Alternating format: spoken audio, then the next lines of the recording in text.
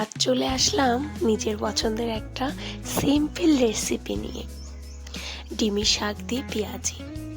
চলো দেখো কী করে করতে থাকি। ভিডিওটি ভালো লাগলে প্লিজ কমেন্ট করবে আর আমাকে সাপোর্ট করবে। এখানে ডিমি শাক নিয়ে নিয়েছি, পেঁয়াজ লঙ্কা। ডিমি শাকটাকে ভালো করে বেছে ধুয়ে নেবে তোমরা। পেঁয়াজ লঙ্কা কুচি, আর এখানে নিয়ে নিয়েছি চালের গুঁড়ো, বেসন, লবণ, চিনি, হলুদ। সিম্পল, একদম ঝটাপট গরম গরম পকোড়ার সঙ্গে গরম ভাতে এক থালা ভাত তোমরা এটা দিয়েই খেয়ে নেবে।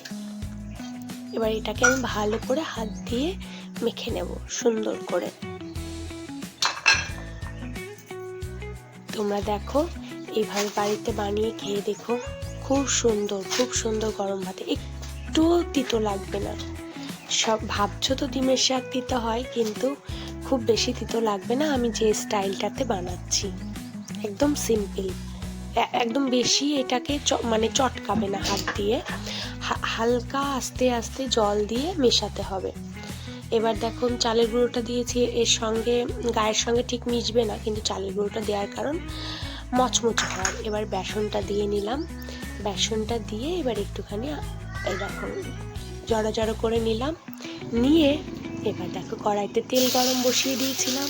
এবার হাত দিয়ে ভালো করে চেপে চেপে কড়াইয়ের সঙ্গে লাগিয়ে বড়াগুলোকে ছেড়ে দেব। এরকমভাবে দিলাম, তোমরা চাইলে বেশি তেলে দিতে পারো, কিন্তু আমাদের বাড়িতে আমরা কম তেলেই দিই। এই বড়াগুলো এইভাবেই বানাই।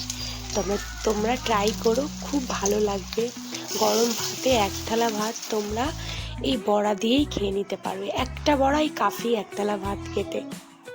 ট্রাই করো, বুঝতে পারবে। এভাবে উল্টে আমরা 2-3 বার উল্টে বড়াটাকে নামিয়ে নেব। খুব বেশি একটা ভাজবো না, তাহলে বেশি তিতো হয়ে যায়। একটু কালারের রং ধরলেই বড়াগুলোকে তুলে নেব। দেখলে বেশ একটু রং ধরেছে, আমি বড়াগুলোকে তুলে নিলাম। সুন্দর না? আমার সিম্পল রেসিপিতে আমি সিম্পল ভাবেই রান্না করতে পছন্দ করি। তোমাদের ভালো লাগলে প্লিজ সাপোর্ট করো।